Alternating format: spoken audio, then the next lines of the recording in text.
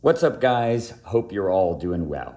All right, it has been quite a while since I posted a video. In fact, I think the last time I posted anything to this channel, it was the old school videos that I did with my friend Sam Tang. And I do have a bit of an excuse. I've been very busy with my other core hobby slash passion recently, which is disc golf. I've been working hard in the disc golf space for years and years and years, and last October I filmed a docuseries that was published roughly 2 months ago called The Method, which you can actually see at www.learndiscgolf.com if you have any interest or passion for that particular sport. It's taken up a lot of my time, but that doesn't mean that I haven't been thinking about Magic, at least in the interim, getting in a few games here and there, and I am proud to report that the ongoing win streak with this deck now stands at exactly 130 wins, 0 losses. Quite an accomplishment, and I figured that it is high time that I did something I've been thinking about for probably at least a year, which is a follow-up deck tech on the ever-evolving state of a deck that Nate Prodzik and I have been calling Bullszat. This was a red-black fight fire with fire strategy that we touched on a couple of years ago. I think we actually built the deck in June of 2022 as a response to the power creep in the Commander 1v1 format that we were playing all the time. And it seemed like enough cards had shown up in the ecosystem that the deck that we had been working on, the Brea deck, was really pretty much obsolesced. And that the only way that we could probably compete with the modern strategies was to innovate in a more degenerate space, which it turns out is Rakdos. I can say unequivocally that of all the decks that I have ever built in Commander format, this is the strongest design that I have ever created. I believe it's the strongest design that Nate has ever created, and our brain trust has worked on at least a dozen different Commander decks over the last roughly 13 to 14 years. No deck has ever been this strong, this overwhelmingly successful and consistent. So today I wanted to go and do a deck tech part 2, or I guess chapter 2, which is something I have never done before. I have done deck techs on about 4 or 5 designs over the years, but I've never done a follow-up deck tech, and I think that it is time for that. So for starters, of course, I've got the 2 commanders, Tevishzat, Doom of Fools, and Rogra, son of Roga. These 2 guys pair together incredibly well. I'm sure many of you who have played competitive Commander have either played with or against them. It is a pairing made in heaven. And in the interest of time, to keep things a little bit more abbreviated, I'm going to move away from my usual deck tech aesthetic, which is to talk 3-4 minutes about some of the cards, gloss over most of the cards that are still in the deck from when we built it 2 years ago and when I did that deck tech, and touch more on the changes. And I think that there's a total of roughly, I don't know the exact count, I think it's 15 to 16 cards that are different. So this deck tech is going to focus on the entire design in case you missed the first deck tech, but it's going to focus specifically on some of the changes and why they came in, and if I can remember a few of the cards that were removed from the deck and why. So without further ado, let's get started. These guys are going to go off to the side here. Hopefully I can keep everything together and not drop it. All right, starting with 0 cast cards. This deck contains 6 0-mana spells, including all the fast and degenerate mana that's endemic to the format, starting with Chrome Mox, a card that I normally don't run in all of my Commander decks due to the fact that the card disadvantage can be a problem, particularly against good decks that are filled with artifact kill. But this deck has a way to recover the card disadvantage so easily in different avenues involving both of the commanders, and that alone makes Chrome Mox worth the inclusion automatically. Jeweled Lotus, which is a staple, of course, in the format. Not every deck will run Jewel Lotus. I wouldn't run it in a Brea deck. But in a deck where the commander costs mostly generic mana, this card is a no-brainer. Incredibly powerful. Enough has been said about Mana Crypt in previous deck videos that I don't need to talk about it anymore. You all know it's literally the best card in the format. Mox Ambers shines in this deck tremendously due to the fact that it is almost always, at a minimum, a Mox Ruby, and it's often a Mox Ruby / Mox Jet for 0 mana. Pretty hard to beat that in terms of overall value. Mox Diamond, which apparently seems to be creeping up on, it's getting close to $1,000 on the secondary market due to the fact that it's a staple in every competitive Commander deck, and it's also a reserve list card. Generally, you're very happy to draw this card in your opening hand, and it is obligatory. Mox Opal, this card has actually kind of bounced in and out of the deck. We've had versions of it that did not have Mox Opal over the last couple of years, but it just sort of seems that the card is just consistent enough, even without Tezzeret the Seeker to fetch it, to warrant main deck inclusion. And it definitely sucks to draw it. There's lots of hands where you will mulligan away a Mox Opal and wish that you had something better, but when the card shines, it really shines, and it allows for lots of explosive, abusive draws, often allowing you to cast Tevesh Zat one turn earlier, which can sometimes be all the difference that you need.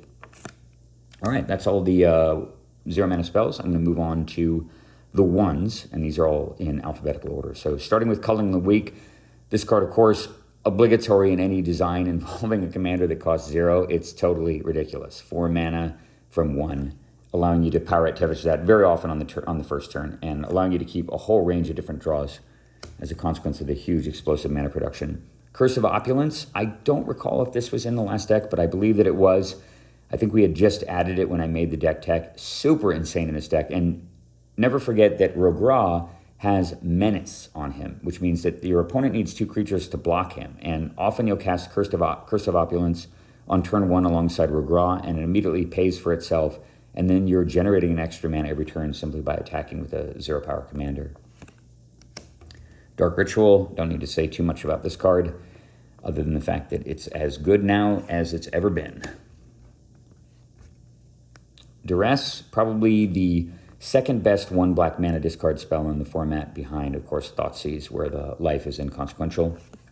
I've got Imperial Seal here, still another staple in the format, and been reprinted now at least 1 or 2 times. I think this is a white border one that I got from Portal 3 Kingdoms way back in the day, right before they reprinted it, actually. Inquisition of Kozilek, another card that we've kind of bounced in and out with. I think it's been out of the deck a number of times to make way for some things. We've tried out some other discard spells along the way, but Inquisition just keeps finding its way back in. It kind of does everything you need at the beginning of the game, and that's mainly just knocking either early counters out of your opponent's hand, early artifact removal, or often Soul Ring or Mana Crypt. And when you go first with an Inquisition in your hand, it just opens up a wider range of oppressive draws that you can get, because a lot of people will keep draws like land Soul Ring Signet or land Mana Crypt Signet, and if you go first with Inquisition, you just win the game on the spot. Pretty good for 1 mana. I've got a Mana Vault here, one of the most powerful cards in the format, woefully underplayed actually, and totally nuts. And speaking of nuts, Ragavan Nimble Pilferer, who was definitely in the last deck and had been printed, I think, just before I did that last deck tech, and this guy is still top tier, utter insanity. Just power creep incarnate. Ragavan is often just a turn 1 kill against a lot of strategies. You play him on turn 1. Your opponent might be in the game for a couple more turns, but when you cast your Tevesh Zat on turn 3 and you still have momentum going, they often will pack it in right there. Even though the deck doesn't run a ton of targeted removal at the beginning of the game, Ragavan is so hard to stop early and so hard to deal with. Shattering Spree, 1 mana artifact kill with Replicate, super insane. And even though we've dropped the number of red sources in the deck by ever so small amount, maybe 1 or 2 fewer red sources than when I last did the deck tech, the card still shines, and the ability to get around counter magic makes it even better. And just having this 1 mana red artifact interaction early in the game is very often decisive. Skull Clamp, totally degenerate in the deck. Of course, its synergy with the commander is unparalleled. It allows you for 2 mana to draw 4 extra cards a turn. If you get Skull Clamp, you pretty much win the game, and I find that I actually get this card with the Urza Saga in the deck all the time. So Alpha Soul Ring looking beautiful there. Don't need to say anything about the second best card in the format. And the Humble Springleaf Drum, still shining just like it did 2 years ago when we had it in the deck. It's so good. It's just basically a Bird of Paradise with no summoning sickness. It just nuts spell, fixes your mana right away, accelerates, kind of does everything you want, again, due to the fact that you have that 0 mana commander on demand. And then finally, the best individual discard spell currently in the format, Thoughtseize, kind of takes out everything on turn 1.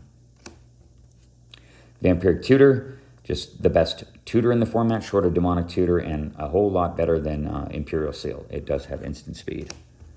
I've got Vandal Blast in the deck. Of course, this card is a staple, and I consider it one of the strongest red cards in the entire format. Kind of when I'm building any red deck in Commander, particularly when it's meant to be competitive, this is one of the very first cards that goes in.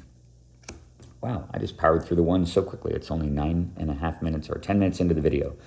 Now at the twos, we've got Abrade, just an incredibly powerful modal spell. Both versions of this card are excellent, and you just can't really have too much artifact kill early in the game. Along those lines, I've got Angress Rampage doing exactly the same thing. Arcane Signet, you all know about this card, kind of obligatory in just about every deck. And look, a new spell introduced from the Lord of the Rings set, Call of the Ring. Nate picked up on this card as soon as it was printed and threw it in his test deck, and it has done heavy lifting. Wow, is this card amazing. Totally insane in a deck with Rogue Ra because you always have a ring bearer. So you play Call of the Ring on turn 2, you don't attack that turn, but the very next turn you begin to loot with it, and it gets more and more crazy as time goes by. It's a 2-mana enchantment. It's kind of like a Phyrexian Arena in the deck with almost no drawback and with a cheaper casting cost. So super powerful in Bullszat, and very glad to have it in there. Cast into the Fire. So this card was printed, I think, mostly in response to the printing of the One Ring. Obviously, the lore matches up with the idea of throwing the One Ring into Mount Doom at the heart of Mordor. And we had Cast into the Fire in the deck for a while after it was printed. Then it was out for a while. And over and over and over again, you just find yourself in these situations where you just had a little bit more artifact kill. And sometimes that extra ability is pretty damn good. Sometimes your opponent will lead with Birds of Paradise and Aquarian Ranger or something. Whatever their deck is up to, and you can blow them out for 2 mana. So the forked lightning, forked bolt part of it is really excellent. And of course, just the ability to instant speed, exile an artifact from the game, which is important because, of course, the One Ring is indestructible. Dark Confidant. Good old Bob Marr shows up again. This guy is still running strong in the deck. Always very glad to get him in my opening draw. And I figured actually that I'd take this opportunity to tell a quick little anecdote, a personal anecdote about Bob Marr from my days way back on the Pro Tour. I had Patrick Chapin over at the house a couple days ago, and he and I were talking about the bygone days of Pro Tour Magic from the 1990s, and I relayed to him this same anecdote about my match against Bob Marr at Pro Tour Paris back in 1996. And I was running a black-red beatdown deck in that format that was basically just a mana curve deck starting on the Shadow Guild Mage at 1 mana, curving into Fallen Ascari, into Sukkata Lancer, into Tal'Rum Minotaur, and with a whole suite of Incinerates, Fire Blasts, and Bogardan Hammers. Deck was awesome. It performed brilliantly in that format and even had the juice to get past the real boogeyman of the format, which of course was the Cadaverous Bloom deck. We had some amazing sideboard tech to beat Cadaverous Bloom, but in, I think, maybe round 3 or round 4, I think it was round 4 of the second day, where if I could win that match continuing undefeated, all I had to do was win one more game and I would have made top 8. I played against Bob Marr when Bob Marr was still kind of an up-and-coming player, but no less good. And Bob was playing a mono-black control deck that used Drain Life and Snake Basket to win the game. And we were in game 3, deep in the game, and I had nothing. All I had was 8 mana and a Hammer of Bogardan, and I was hammering Bob every single turn, hammering him down, I think from 12 down to 9, down to 6. I guess actually I didn't have him. Yeah, he was in increments of 3 starting, I think, from 16. So 16 down to 13, down to 10, finally down to 7. And at 7 mana, or at 7 life, Bob faced a decision. He had a Snake Basket in play that he had cast the turn before. And the Snake Basket is a 4-mana artifact that I believe you have to activate. I think you may have to activate it during your upkeep, where you pay X mana, you sacrifice the Snake Basket, and you get 1/1 snakes equal to the number of mana that you spent on the activation. So he reaches his upkeep, and he's got this Snake Basket in play. And I think I'm at about, if I had to guess, maybe 13, 14 life. So the snakes will not kill me in 1 turn unless he's got some additional burn. They will kill me in 2 turns, but keep in mind, he's at 7. I have no cards in hand, and Bob gets to his upkeep, and he thinks, and he thinks, and he thinks, and finally he spends whatever he had, 8, 10 mana, and he makes a whole bunch of snakes, and he draws his card, and he passes the turn, likely crossing his fingers. And during my upkeep with no cards in hand, I spend 5 mana to bring the Hammer of Bogardan back into my hand. completely with just 3 mana untapped after that, and I draw a card, and I pay 3 mana, tapping out to hammer him, and I cast the last spell in my hand that I drew that turn. It's Fire Blast, and I kill him. I do exactly 7, and he throws up his hands in astonishment and frustration and grief, and he throws a Drain Life on the table that he had in his hand. And that turn, all he had to do, instead of activating the Snake Basket, was Drain Life me for 7 or 8 life, and there's no way I can win the game. I really can't believe that he did that to this day, but it allowed me to continue on undefeated, where I unfortunately lost consecutive matches against first Mike Long and then Mark Justice, the guys who wound up in first and second place in that event. Still stings, actually, based on everything I know about both those guys looking back at it. But that was my anecdote about Bob Marr. I'm glad that he's still represented in the game with this fantastic creature, still kind of unrivaled as a black 2-drop. Speaking of black 2-drops that are unrivaled, we've got Demonic Tutor. Nothing more to say about that card other than that it's an auto-include. And then Diabolic Intent, which is basically Demonic Tutor in this deck due to the fact that you've got Rogue Ra to sack to it always. Feed the Swarm. This was in the last build, actually, and spent a bunch of time back in essentially the sideboard. Nate, I think, really wants to pull this card out of the deck. I've always liked having it because having enchantment kill is important, and we don't have that many ways to kill enchantments in the deck outside of Feed the Swarm. Just the compact removal is really nice, and sometimes just being able to kill a creature at a cost of a little bit of life is well worth it. I think the card belongs in the deck. I think that just there's enough enchantments that can get you in trouble that sometimes not having a card like Feed the Swarm, you really feel it, and I do like the security. Grim Monolith, also amazing, particularly as a way to power out the commander.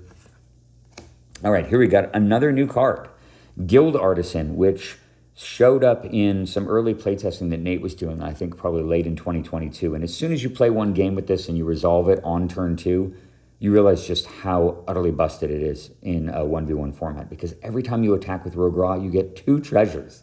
2 treasures. How can your opponent keep up with that? It's like you put a Soul Ring into play every single turn. And Guild Artisan has proven to be one of the strongest 2-drops in the deck. Automatically guaranteed added.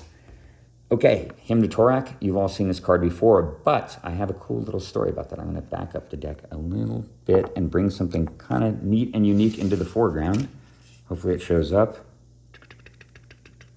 Look at this thing. Oops. Okay, my deck got spilled. I'll have to fix that. But in the meantime, look at this thing. This is the original artwork for Hymn to Torak, drawn by Susan Van Camp way back in, I imagine, early 1994 for the Fallen Empires expansion. And you can see, card is gorgeous. This is what it, unfortunately my cards are all spilled here, but the world's sloppiest deck tech. Here. Please forgive me the mess. It was just hard to, all right, well, it's gonna go there. Check it out. What do you think about that comparison? It's interesting to take a look at original art. You can see how much the color saturation matters based on the frame of the card. Although Hymn to Torak certainly does look like a black card. I've seen some other cards that don't even really look like black cards until you put a black frame on them. For example, for a while ago I had the original artwork for Underworld Dreams. I was hanging on to it for a friend of mine, and it did not look anything like the original card. It certainly did not look like a black card. And you really don't realize how much these cards or the original art can look like a spell from a different color potentially until you see it in the card frame. This thing unquestionably a black sorcery, and it's so gorgeous. Wow, I just need to get a good frame for it. I got this card in trade actually for a piece of original art that I picked up way back in, I think it was 2019. I got a hold of the original artwork for Ice Storm, the Dan Fraser painting, and not that long ago was put in contact with a guy who really wanted Ice Storm, and he happened to have Hymn to Torak.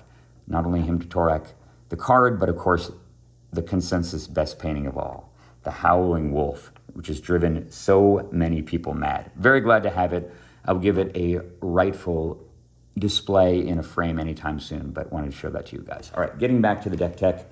Forgive me a minute here. I'm going to have to clean this up here. No spoilers. All right, there's that.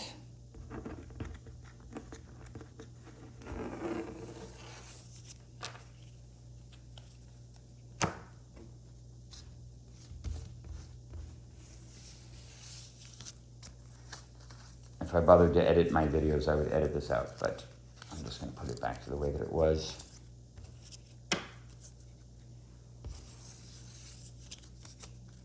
There we go. All right. When we left off, I was talking about Hymn to Torak, one of the most powerful discard spells ever printed. Certainly the most powerful Fallen Empires card, I think. Pretty much everybody can agree on that. And yeah, God, it's so devastating, so disruptive. Just nasty card in any form. Liquid Metal Torque, which I believe was around when I did the deck tech before. I can't say enough good things about this card. The ability to turn things into artifacts in a deck with red in Commander is just nuts. It just gives you incredible interaction with all sorts of problematic permanents like Planeswalkers and enchantments. So Liquid Metal Torque, just wonderful card. I love the design of this thing. I can't say it enough. This is definitely a new card printed fairly recently. Molten Collapse, another modal card that's extremely similar to Angrath's Rampage. And you can see choose one. If you descended this turn, you may choose both instead. So bare minimum, you can kill a creature or planeswalker, or you can destroy a non-land permanent, non-creature permanent with mana cost 1 or less. So that includes Sol Ring and Mana Crypt, which is the main reason why it's in the deck, because those are the two most dangerous cards you face. And then, of course, sometimes you sacrifice a dual land and you kill 2 things with it. I've had crazy-ass Molten Collapses that have won the game on the spot. This card's insane for 2 mana. Really, really good new addition to Bullszat. Rakdos Signet, just one of the best mana producers in this deck, and the Signets in general are just top tier. And whoa, what the hell is this? Tainted Pact? What is Tainted Pact doing in my main deck? Well, it has an interaction with a card a little bit later that's coming in the 3-drop slot. I'll give you that as a hint in case some people are savvy. But I've talked before about how problematic Tainted Pact and its twin Demonic Consultation are in this format. But I'm glad to say that I'm using Tainted Pact in this deck in a quasi-degenerate way. I do cast the card a lot, and I just flip cards until something good comes along, since we don't have any repetitions outside of basic swamps, and there are only 2 of those. So most of the time, Tainted Pact says, chew up a bunch of your deck, but get exactly the right card you need, which is kind of what it should be used for anyway. And sometimes it has a degenerate win the game on the spot interaction, almost exactly the same as the Fastest Oracle combo. So stay tuned for that. Glad to have Tainted Pact in the deck and to have it in a sort of semi-fair usage case. Talisman of Indulgence, similar to Rakdos Signet, just obligatory in any black-red ramp strategy. And a little Beta Bear rears its head. Beautiful Winter Orb. This card, I just find that I want to put it in every single Commander deck that I build. It really, really shines in this deck, given the high density of artifact mana and the ability to destroy your opponent's mana artifacts. So, moving on to the 3s, I've got Broadside Bombardiers. Look at these dudes. These guys are also new, and I will admit that I have not played them as much as Nate has. Nate swears by these guys. I've had them in play a few times, and they can really take over a game. As you can see, they have both Menace and Haste, so they're able to attack on the first turn of the game and usually attack unabated, unless your opponent happens to have 2 blockers in play. And you notice Boast, sacrifice another creature or artifact. Broadside Bombardiers deals damage equal to 2 plus the sacrifice permanent's mana value to any target. So at a bare minimum, you can attack with these guys and do something like sacking or Rogra, but if you sack an artifact, like a 2-mana artifact, you've got a 4-mana burn spell, which can allow you to instantly kill something extremely problematic like a Minsc and Boo or a Jace the Mind Sculptor. And Bombardiers can put your opponent in a position where they just can't do anything, because you can just kill whatever they put into play and just continue to press your attack. Nate swears by them. I think that I'm going to find that I really do like them. They definitely solve a lot of problems in this deck in a very elegant fashion, and that usually alone is worth the inclusion. Crucible of Worlds, don't need to say much more about this card other than it is still incredibly mighty, and sometimes is even a demonic tutor target due to the fact that it makes your mana so much more stable and you can establish Wasteland and or Strip Mine Lock very quickly. Duretti, still kicking ass, just like he was many years ago, one of my favorite planeswalkers in the game. I think this thing is so underplayed. I see so many black-red decks, and I never, ever see people play Duretti against me. I think it's just such a magnificent card. So good with Skullclamp, too.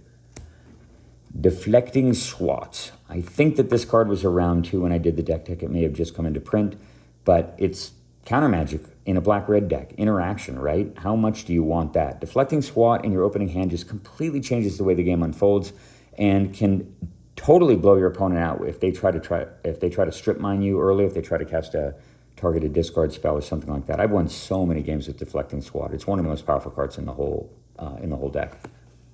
All right, this is definitely a new addition, the Fable of the Mirror Breaker. I've actually noticed how many red cards we've added to the deck over the last 2 years. Fable is nuts, just nuts. I wasn't really that impressed with it when I saw it on paper, but as soon as I started to play the card, I realized rapidly just how many incredible things it does. The Goblin is a factor. The fact that you can attack with a 2/2 and create a treasure every turn means that they kind of have to answer it. They can't just take 2. And then it has this draw 2, discard 2, this double loot effect, which is super good for just fixing your kind of mid-game. And then it flips over and it turns into a non-hasted Kiki-Jiki Mirror Breaker. Create a token, it's a copy, and it's non-legendary, and you can just do bonkers things if you can get the reflection out. That's pretty insane value for just 3 mana, and definitely puts the card right front and center among the 3 drops you'd want to include. I think that if you had a few pet cards and you wanted to build Bullszat your own way, Fable might be one of the cards you might consider taking out, maybe alongside the Bombardiers, but it's proven time and time again to be worth the inclusion, and I do quite like it. And speaking of quite liking and worth the inclusions, good old-fashioned Ice Age Fire Covenant. Man, I've taken this card out a few times over the last couple of years, and every time I remove Fire Covenant, I always regretted it. I always found myself in situations where I was thinking, you know, if I just had Fire Covenant in my deck, I'd be totally fine here. I could pay 12 life, I could annihilate my opponent's board, and instead I'm doing weird janky things where I have to go and deluge away my own stuff, and I just hate it. Fire Covenant, very solid, very dependable. You have tons of life, and honestly, you're paying half a life point effectively based around how the card was designed and balanced. That's nuts at instant speed, and it can really, really create crazy blowout situations where your opponent never expects it. I really, really do like Fire Covenant. I'm very happy to play with it. And this is a brand new addition. Look at this, Flare of Duplication, double red, except for this little thing. You may sacrifice a non-token red creature rather than pay the spell's mana cost. Imagine if we had a non-token red creature to sacrifice.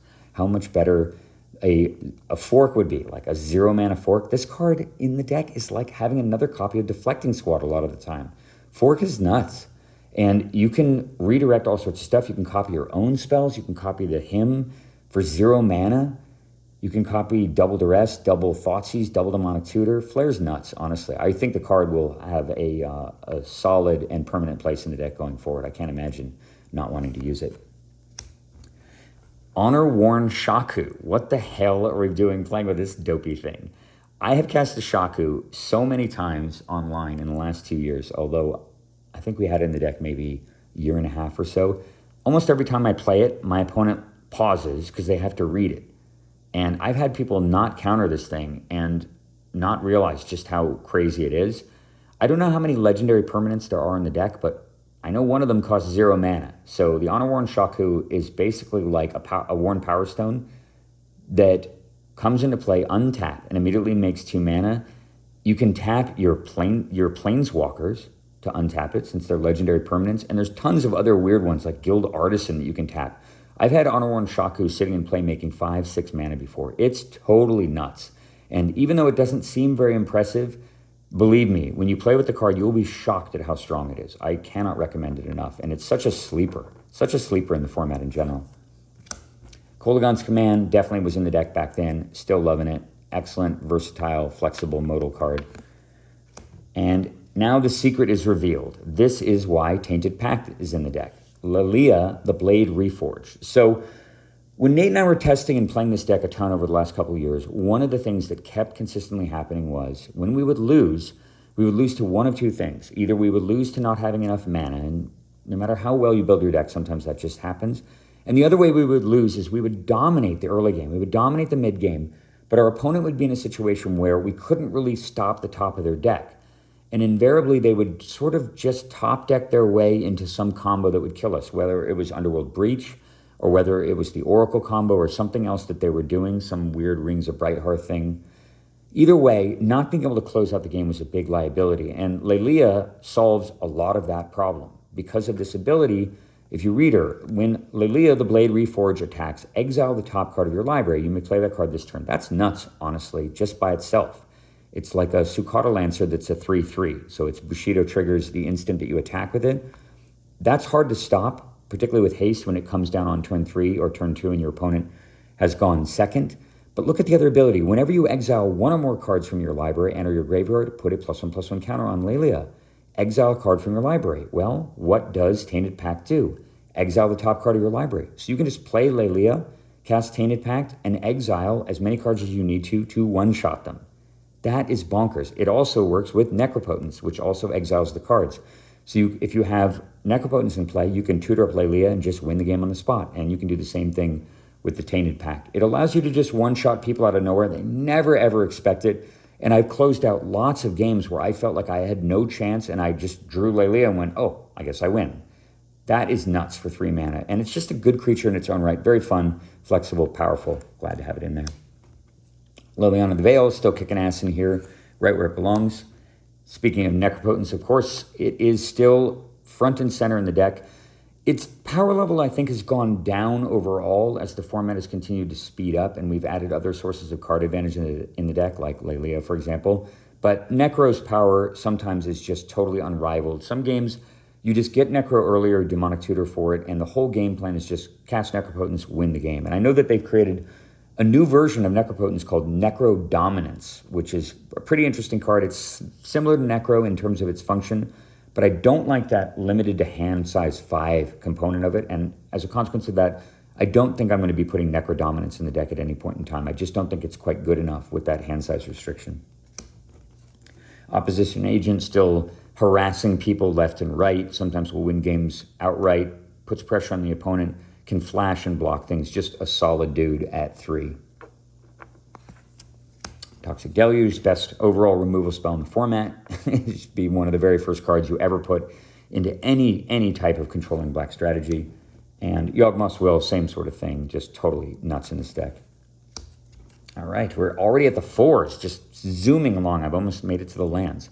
Deadly Rollick, totally nuts, 0 mana, exile any creature. That's just insane power creep. And look, another brand new card, Fell the Profane. So on the front of this card, 4 mana instant, destroy target creature or planeswalker, not good. And in fact, this card replaced the card Sheoldred's Edict. Sheoldred's Edict is 2 mana to do essentially the same effect, although it's a sack effect versus a targeted one. So this is a little bit more powerful, but Sheoldred's Edict is 2 mana. However, what we found over time was that you don't really generally need to urgently kill a creature for 2 mana. Around the 4, 5, 6 mana point is when the really powerful creatures and planeswalkers tend to show up, which means that Fell the Profane is quite similar to Sheoldred's Edict, and it's targeted, and more importantly, it has a flip side. Look at this. It's Fellmire. You can play it as a swamp if you need to. And so I mentioned before that one of the 2 ways that the deck tends to lose is either through mana problems or through your opponent killing you with a combo. And you sure as hell can't play Sheoldred's Edict as a swamp. And you can play this thing in a pinch, just like the Shatterskull smashing. And adding Fell the Profane to the deck has effectively increased the land count to 32, which I love so much because it's like you just feel so sneaky. It's 2 cards in 1. I love the card, actually, and I think it will remain in the deck permanently. Karn, the Great Creator, still crushing hopes and dreams. Since at least 2 years ago, this guy is bonkers. I hate facing him, and I feel guilty every time I play him. Aha! But not when my opponent has the One Ring in play, because this card is bonkers. We have a few ways to destroy it, which is pretty cool. The Karn, the Great Creator, of course, can shut it down. And then we have the ability to turn it into a creature. Wait, do I have a way to turn it into a creature? Yeah, Karn the Creator, the Great Creator can turn it into a creature, and we can destroy it and exile it that way. And of course, we have Cast into the Fire to remove it as well. We are playing with it too, and it's just kind of insane. You play it on turn, you play it, whatever turn you play it on, you're invincible until the end of the turn from anything they might do. They can't, let's see, you have protection from everything. They can't even target you with discard or anything. They can't get rid of the One Ring because it's indestructible. And generally the correct way to play it is to tap it during your upkeep. You tap it during your upkeep after you take the damage. So you stack the damage, let the damage resolve, then you tap it to draw. And that way you take a little bit less damage and you still have the ability to, say, Vampiric Tutor before you draw your card for the turn in case you happen to draw a Vampiric Tutor. That's generally the best use case for it unless you need to panic and draw cards with it immediately. But if the One Ring gets out for 3-4 turns, yeah, you're taking 3-4 damage a turn, but my God, the game's just going to be over so quick, it's really not going to matter. And there are other ways to sacrifice it if you want to get rid of it down the road without having to take too much damage. Totally bonkers card. Thran Dynamo, amazing, one of my favorite cards in the format, very woefully underplayed. And I actually was in a conversation with, I mentioned that I was talking with Patrick Chapin the other day, and I was reminded of Kai Buddha, who apparently just had an award named after him. Kai was definitely the GOAT back during his insane era where he just won every single Sunday that he played in. I think he won 7 Pro Tours over the span of about 3 or 4 years when he was most active. And I remember one of the very last tournaments that I did commentary for in 1999 was Kai Buddha winning Worlds at, it was in Yokohama, Japan, with a deck that had Covetous Dragons and 4 copies of Thran Dynamo alongside, I think it was either Ancient Tomb or City of Traders. Crazy deck. Thran Dynamo, super, super insane and powerful in this deck. Also, so nuts when you draw Workshop. Love the card. Ad Nauseam, still unbanned in Commander, and as long as they refuse to ban this card, we are going to continue to play with and abuse it. It is beyond broken and insane. It is 5 mana win the game in just about any deck that you play, and it's certainly 5 mana win the game in this deck. Even though the deck does have some big, powerful spells, the CMC, the average CMC of the deck is well below 2, which means Ad Nauseam is like draw 12, 13, 14, 15, 16, 18, 20 cards at instant speed, untap and win. Totally nuts. It really should be banned. It's very unhealthy for the format, in my opinion. Chaos Defiler, another new card. And when Nate first showed me this card, I looked at it and went, why? Why do we want a 5 mana 5/4? Yeah, it's got trample, but look at the, battle cannon, silly keyword. When Chaos Defiler enters the battlefield or dies, for each opponent, choose an on-land permanent that player controls. Destroy one of them chosen at random. So it's an interesting card. It was clearly designed to be balanced for multiplayer, but like so many of the cards designed and balanced for multiplayer, it's nuts. It's sort of like the Will of the Council cards, where you get to pick a card and everybody's supposed to vote, but if it's just 2 people, there's no vote. You just pick the thing that gets destroyed, and they either agree with you or they lose 2 things, and this thing works essentially the same way. You get to just target and destroy one of their things, since there's no randomness to it at all. And it does that on the way in and on the way out, and it can kill enchantments, and it can do a whole lot of heavy lifting, given the fact that it's also a 5/4 with trample, so it can kill planeswalkers really easily through blockers, and they don't want to kill it. It's like that Archon of Justice, I think. It's just, it puts your opponent into an incredibly uncomfortable position, and it's an artifact creature, which means you can cast it on turn 3 off Misha's Workshop and put a ton of pressure on the board, and they can't remove it. Totally nuts. Every time I've played Chaos Defiler, I've been shocked by how powerful it is, and I'm very, very glad to have it in the deck. A really neat tool, neat effect, just awesome design. Gilded Lotus, still shining in this deck. It's one of the best Gilded Lotus decks that I've ever played in the format. You can always find something to do with the mana generally. And that leads me to, ho, ho, ho, look at this thing. So I don't know how we missed Hatred on the first pass through the deck, but my God, if there's one card that I've killed more people with playing Bullszat over the last 2 years, since we added it roughly, it's Hatred. You feel almost just filthy playing the card, although I have snatched away so many victories from my opponents when they are destroying me. I'm getting annihilated in 8 different ways. They outmana me 7-1. They've got 3 planeswalkers in play, and they're high-stepping, and I've got barely anything. But I do have Rogra of Kerkeep, and I have, oh wait, no, it's not Rogra of Kerkeep, it's Rogra, son of Roga. I have Rogra in play, and I've got something janky, like 1 token lying around, and I've got Culling the Weak and a Tutor. And I go, well, YOLO, get Hatred, attack with Roga. They go, I smell a rat. They triple block. Doesn't even matter because Rogra has trample. And I Hatred for like 28, first strike, and trample them to death and kill them with commander damage. The fact that Hatred works on a menace creature with first strike and trample is insane when it costs 0. And you can win so many games with Hatred. And every time you do this to somebody who's playing some kind of Grixis combo deck with Thassa's Oracle and Underworld Breach, you feel very vindicated. I hate Thassa's Oracle. I hate Broken Combo, and so it's fun and feels like justice when you kill them with Hatred. All the 5s are done. We are up to a 6-mana spell. This is the only spell in the whole deck costing 6.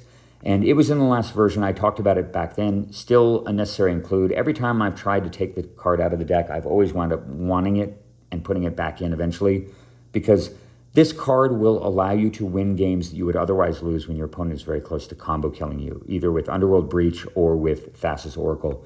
If you have the God Pharaoh statue in play, it's almost impossible for them to win with either of those combos, particularly when you have all of the artifact kill and mana denial in the deck.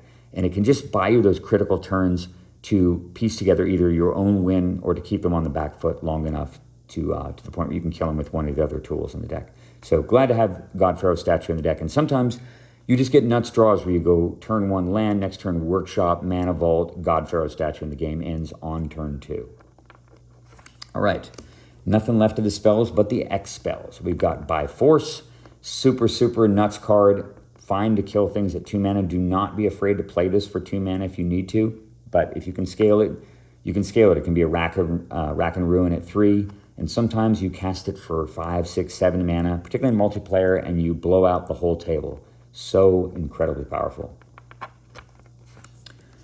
This used to be the sole finisher in the deck, but now that it has both Hatred and Lelia, I'd say that you win fewer games with Deathcloud right away.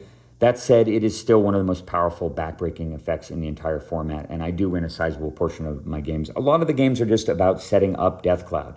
You're kind of just waiting to sculpt that situation. Eventually you cast a Deathcloud, maybe you discard 2 cards, but they discard 5 and they lose all their land and they have literally no permanence in play, while you have your commander and a couple of artifacts, and that is more than enough to win. Deathcloud, totally nuts, insane X spell. And speaking of insane nuts X spells, we've got Mind Twist here, and Mind Twist still crushing hopes and dreams just like it did all the way back in 1993. Shatterskull Smashing, like Fell the Profane, another modal card, just to remind everybody, it flips over into a mountain. So it effectively brings the mana cost of the deck, or the mana production of the deck, up to 32 lands, which you sometimes need in a pinch, and sometimes it's a decent X spell where you can ramp it up. If you spend 6 or more, you can deal a ton of damage, and I have had games where I've cast a late game Shatterskull Smashing and blown up a lot of their important permanents. So don't forget that it can do that, but do not be afraid to just deploy it early as a mountain. Even if you have to take 3 damage, just getting the mana into play is often more important than the potential of the card down the road. All right, that is all the spells for those keeping track. It is a total of, with the 2 Planeswalkers, there are 30 lands, so that's 32 total, and that means that there's a total of 68 spells overall. Actually, 66 spells overall. So 66 spells, no, that's wrong. Actually, it's 68 spells. 68 spells, 30 lands, and then the two commanders to round out the deck to 100. So moving on to the lands, almost no changes here. So I'm going to go real fast here so I'm not saying redundant information. Ancient Tomb, totally nuts card in the deck.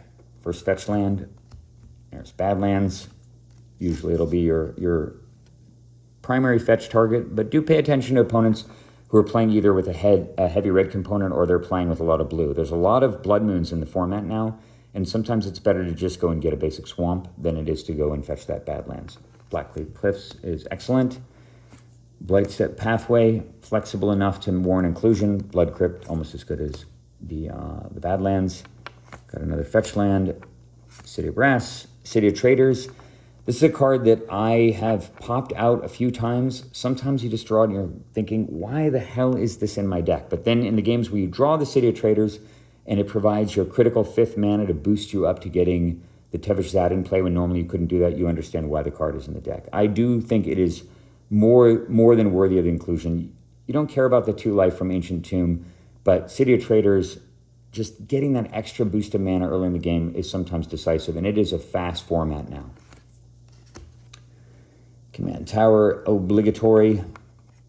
Dust Bowl still hanging out in here. I've thought about cutting Dust Bowl here and there, but sometimes the card just goes off. And again, kind of like the God Pharaoh statue, Dust Bowl gives you just a lot of strength in the long game. A lot of the decks that are trying to combo kill you do not run a lot of lands. And they don't tend to run a lot of mana in general because their combos are so compact.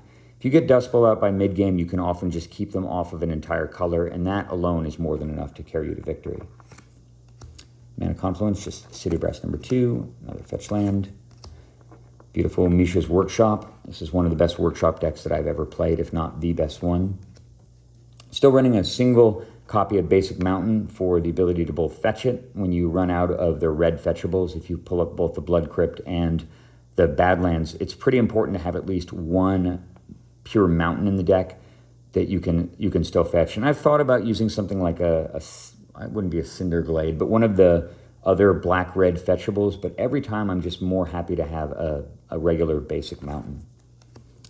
This is a new card printed in the Lord of the Rings expansion, and I posted a video, I don't know, maybe 8-9 months ago, not long after I put Mount Doom in the deck, where I won the game because I had this card in my deck when just about nothing else would have done the job. And I've got, you notice that on the bottom here, it has this middle ability, which is kind of mediocre. You don't really care about the life loss. But this bottom ability is 7 mana, sacrifice Mount Doom, and a legendary artifact. The deck actually has a decent amount of legendary artifacts, including both the One Ring and Mox Opal is another legendary artifact in the deck. And being able to wrath their entire board off of just your land is pretty insane. More than worthy of the fact that this thing hurts you a little bit. And it does have this secondary ability. In a pinch, it might matter. Mount Doom's pretty cool. I really like the design as well, and I've been very happy with having it in the deck. Phyrexian Tower is great. So good with Rogue Ra to get that extra mana boost I talked about. Polluted Delta is amazing. Rashad on Port, still fantastic. Fantastic as always, and a lot cheaper now that it's been reprinted a bunch of times. Another fetchable, or fetcher, Strip Mine. A bad Badlands, but more than good enough to warrant inclusion, since you don't really care about the damage too much. There's a pair of Swamps. These are the only duplicates in the entire deck, so when it comes to Tainted Pact, you'll generally be on the lookout. If you hit a Swamp early, be careful, but you know, the odds really of hitting a second Swamp low enough that it may not even matter. And I think 2 is the right number, 3 basic lands total. I find that 2 Swamps is just about perfect. Keep your eyes out for people who might be running Blood Moon effects, and if you suspect at all that they might be doing something like that, back to basics is one of the biggest killers. Don't be afraid to fetch up the Swamps first and then get the regular dual lands later on.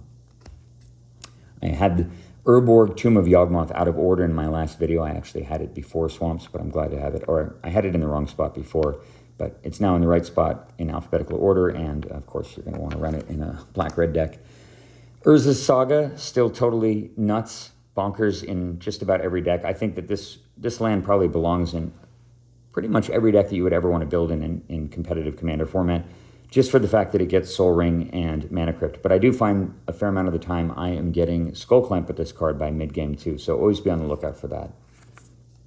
Another fetch land in Catacombs, Wasteland, Strip Mine number 2, and we are almost done already. What is going on? Westvale Abbey. What a weird card. I took a look at this card when I think Nate actually maybe first suggested it. We were thinking about where it might come into play. It has this ability to pay 1 life to get these 1/1 black and white creatures, which can matter with Long Game and Skull Clamp and other sack effects. But it's this other ability that's pretty nuts. And no more than a few days after I put Westvale Abbey into the deck, I had a game that demonstrated exactly why it belongs in there. It transformed into this guy, or Mendal, Profane Prince, 9/7, Indestructible Haze, Flying Lifelink. And the guy was beating the shit out of me, and I had no chance to get back in the game. I was taking tons of unavoidable damage. I could not avoid taking damage, and the deck has so many things that damage it, that if you take a ton of damage, you can get yourself in a position where you cannot fight back. All the tools in the deck get shut off. And having the Westvale Abbey in the deck allows you to just sometimes start getting crazy amounts of life in the mid to late game. And considering the fact that all it does cost you is just running 1 colorless land, I think that's more than worth it. I've been very happy with the Westvale Abbey. I've had numerous games where it put tons of pressure on my opponent. They had to play differently because I had the card in play. They had to respond differently to my commander, even killing my tokens and stuff, because they couldn't afford me to get the 9/7 in play. And that alone, I think, more than warrants the inclusion. And it's extra mana with the added benefit of sometimes just winning the game. So very happy for it. Final card in the deck, Wooded Foothills, guys. And just like that, I have completed a deck tech in under 50 minutes. Holy shit, that's like an hour faster than normal.